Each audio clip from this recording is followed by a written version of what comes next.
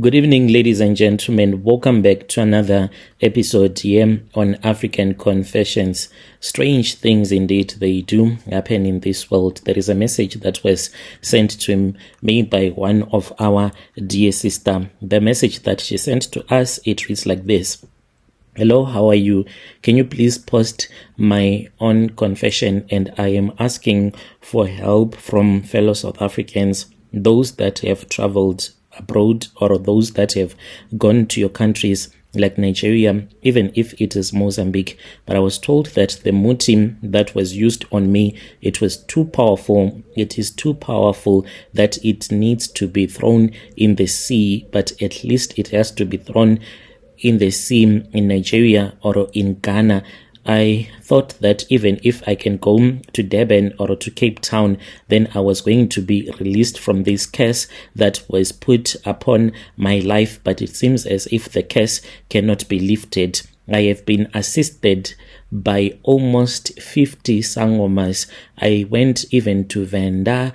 I tried all the sangomas that are almost in Limpopo, but all of them, they told me the same thing, that you have to be assisted by someone that is Nigerian, because they are the ones that know how to destroy this altar that has been created by my ex, a Nigerian guy who used to stay in a place that is called Anadel. Other people, they know it as Ladan. That is where I used to date this other guy, even though I grew up in Seshego. My name, you will call me Maletsatsi, and I grew up staying in Seshego. And when I started working, I then started dating a Nigerian guy. So this guy, he owned a clothing shop in the CBD in Polokwane, and this guy, he started being friends with me because he used to come to the shop where I was working to buy lunch. So whenever he would come to the till,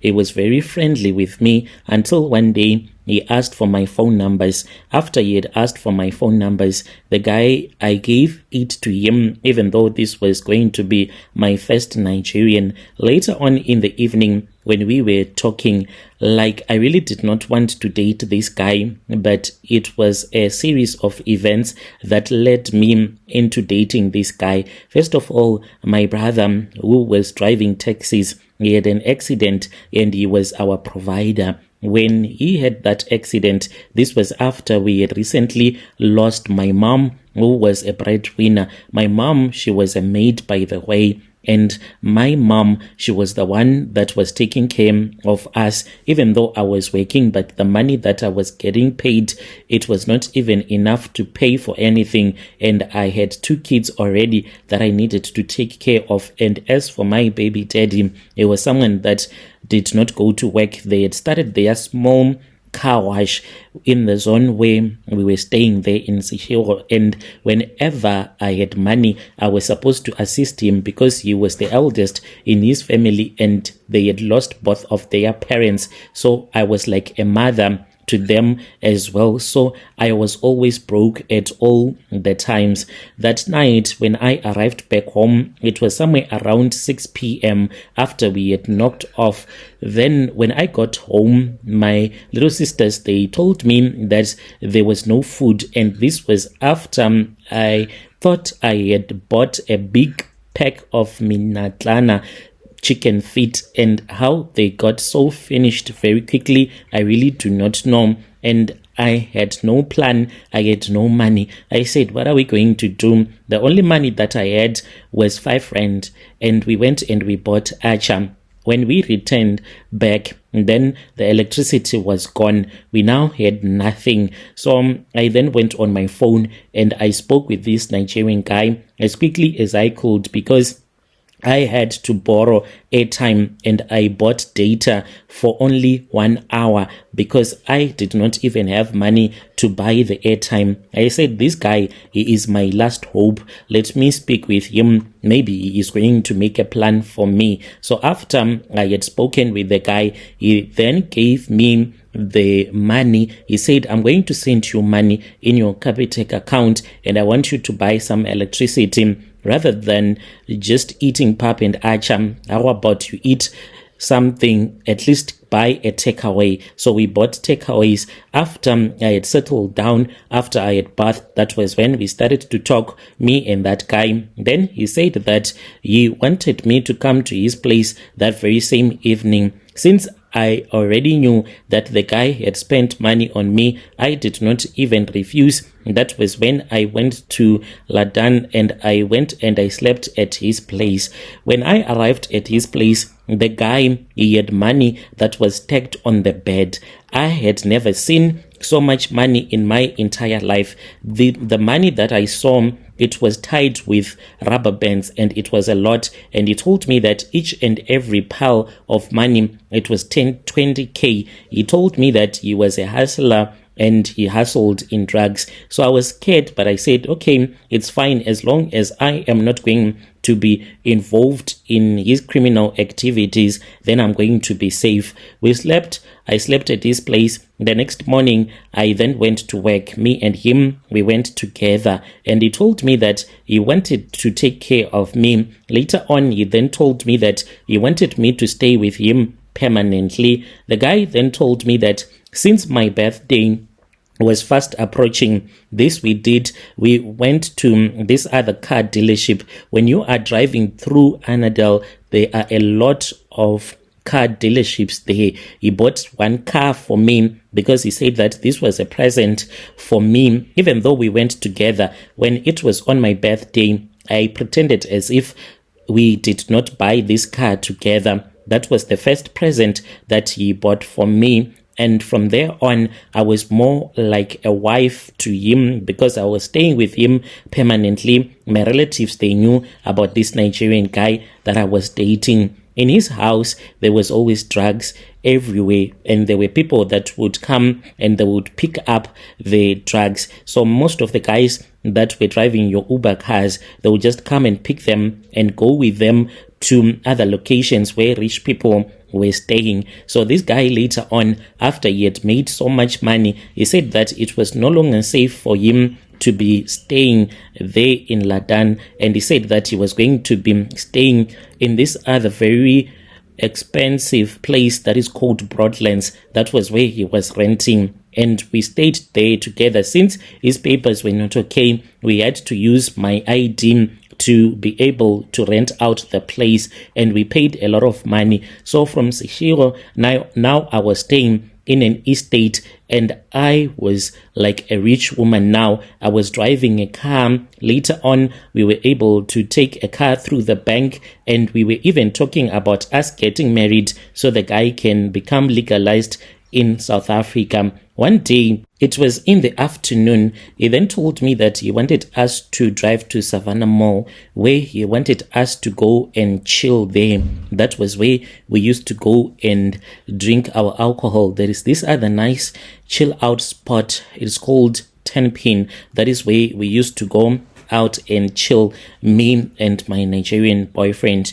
When we were there, I saw that he was very stressed after he had picked up a call. He actually went outside and he stayed in the car for a very long time. When he came back, I saw that he was sweating. He then told me that he had borrowed some money from this other guy, and he was supposed to give him his money within 32 days. He refused to tell me how much he had taken from that guy. So this was like a setup in order for me to be vulnerable so that I can do whatever that he wanted me to do. I was already living a very nice lifestyle, and he knew that if he was going to tell me that we won't be able to live where we were staying to enjoy the life that we were living, and I was going to do like whatever, even to sacrifice my body. When we went out, because he said that he could not continue hanging out anymore at that bar, he wanted us to go back home so that he can think properly. When we got to the vehicle, the guy was like, I'm not feeling okay. If I drive, we might have an accident. So I then got into the vehicle and I was the one that was driving. We then drove back to Broadlands Estate. When we arrived back home, that was when he started to cry. The moment that we went indoors, He cried so loudly. I had never seen a man cry like that in my life. Hey, he made me to be like a foolish woman, and to think that I honestly believed him that he was in big trouble. He then told me that since he was building a house for his mom back in Nigeria, he had borrowed all of that money and he was unable to bring the money to the guy that he was borrowing. And I was like, what about the drugs that you are pushing? Are you not getting enough? And he told me that he was just a runner, and all the money that I would see in the house, it was not really his money. It belonged to other big bosses, some of them that were staying as far as Cape Town. And I said, okay, so what are we going to do?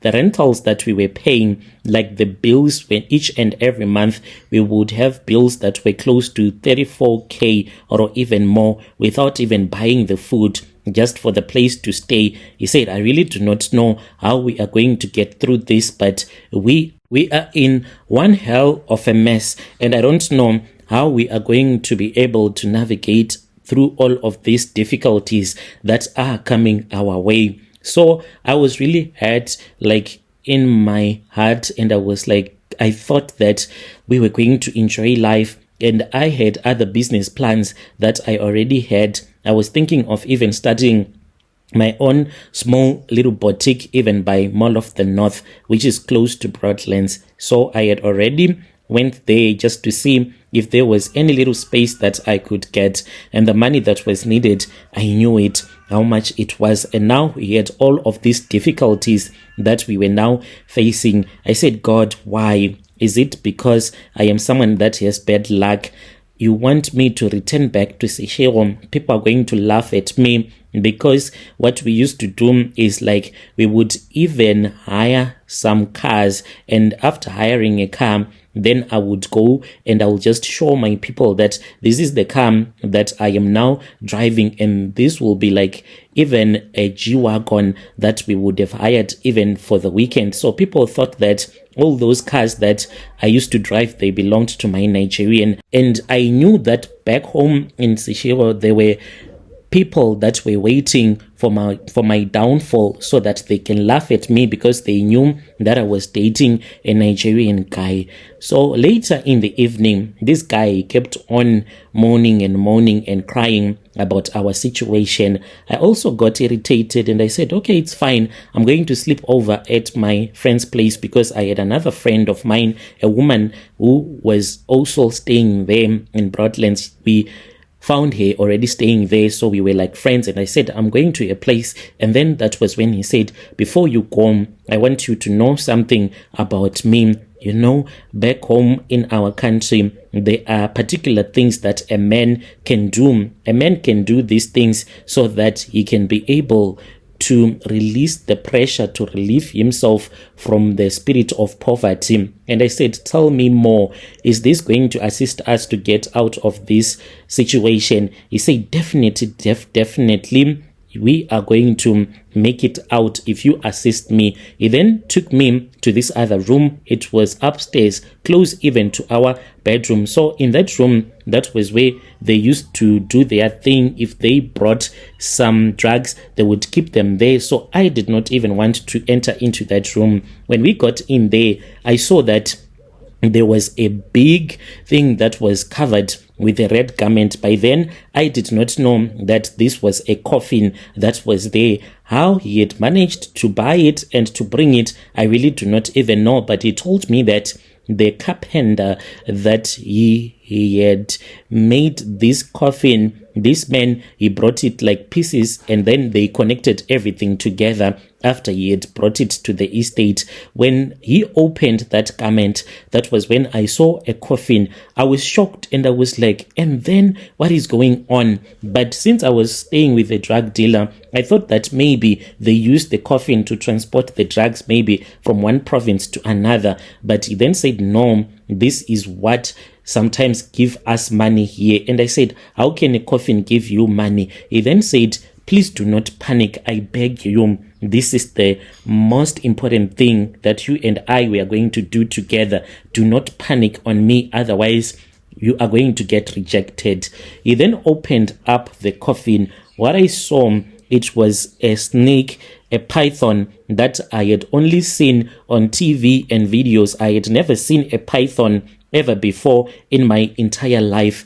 And then he told me that this python was the one that was giving us money, and he wanted me to become a wife to that python. And I said, how is it even possible that a woman can become a wife to a python? And he said, this is a spirit of a man that I used. I took this spirit from the grave in our village when I came to South Africa, and I want you to assist me so that we can be able to sustain ourselves. I agreed. He lifted that snake, and then he brought that snake and he placed it on my shoulders.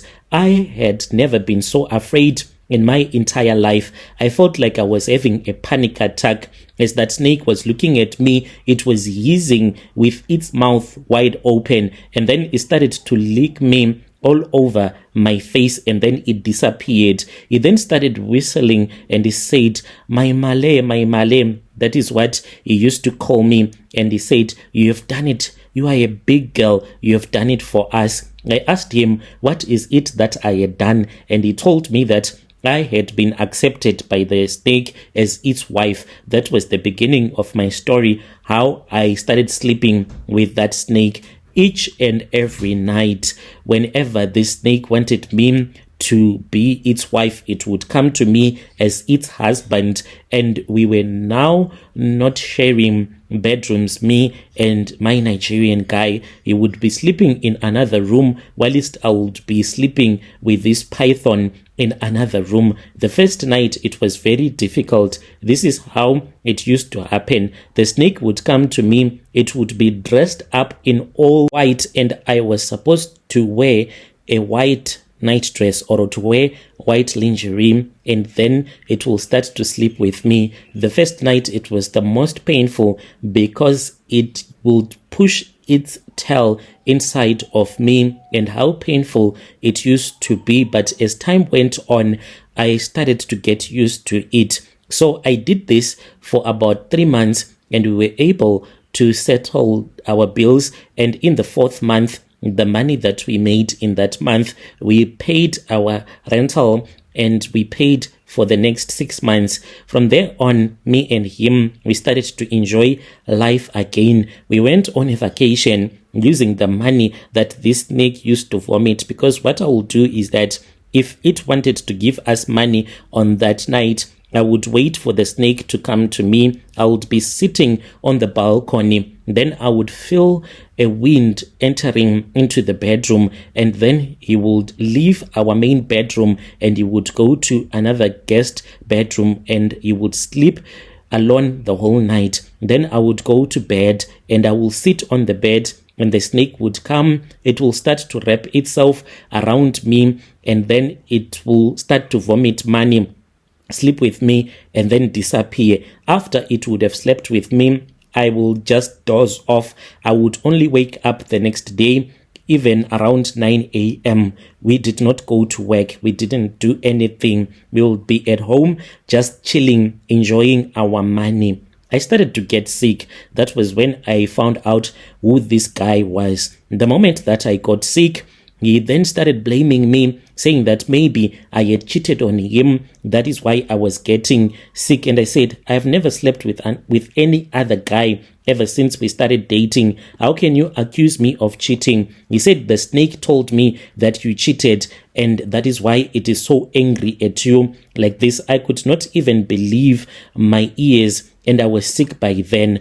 I was even embarrassed to return back to Seshego because of the way that I was sick. Within 1 week, the way that I was so thin, it was as if there was something that was busy chewing my flesh and drinking my blood. By the time that I finally left Polokwane and I came to Bella Bella, where I am staying with one of my auntie, even when I was on the taxi, people were even scared to sit next to me because they thought that maybe I had a virus, like I was really sick. And when I would go to the clinic, I would be told that there is no problem with me. There is nothing wrong with me. But this was what was happening to me. I came here. My auntie started to go around asking for help. She goes to a ZCC church, but those people, they have failed. They have done everything. I don't know how many injections that they have used on me. There was even one prophet that we had to pay. That prophet traveled from the place where I grew up in Seshego, and he came to Bela Bela. This is what he did to me. This man, he came with this other strange, in brackets, erectile pump. So what he would do is that he would put in some water, even some tea, and by then I would be naked, sleeping on my stomach, and then he would push that thing into my SIM2 and start pumping the ZCC tea into my stomach. And he was saying that there was so much evil that was inside of my stomach. Even though he tried, I felt a little bit better, but still I did not recover. To this very day, my auntie, there are days when she can't even go to work because she sells some things in town, and it is affecting my auntie quite a lot. The only person that we have been told that can assist me is a Sangoma who stays in Durban. But the problem is that we do not have transport. We do not have any money to travel from Bela Bela all the way to KZN. And he said that he wants 2 cows in order for him to fix my problems. The majority of them that tried to assist me, they have failed. They say that you have to go to Nigeria. I don't even have a passport, Claire. How am I going to go to Nigeria with no money? And I hope that by giving you my confession, there is someone that is going to come to you. Even if this person can just make the pain to be a little bit better, I will be fine with that. But I do not have money to pay anyone. Please, that is all that I want you to tell your listeners, that I need real help. The way that I feel pain, it starts as if there is someone who will be holding me in my waist. And this person that will be holding me in my waist, it will be so painful. And I feel so much pain in my stomach, as if there is something that is really hot that will be inside of my stomach. I need help. If there is anyone that is willing to assist me, please help me ASAP. I'll be following through in the comment section. Dear listeners, right there was a message that was sent to me by one of our DM sister. Strange things indeed they do happen in this world. She was saying that if you are a prophet, if you can assist her, even pray for her, you can reach out to me via our Facebook, and then I can try to link you up with her. Let's meet again in the following episode.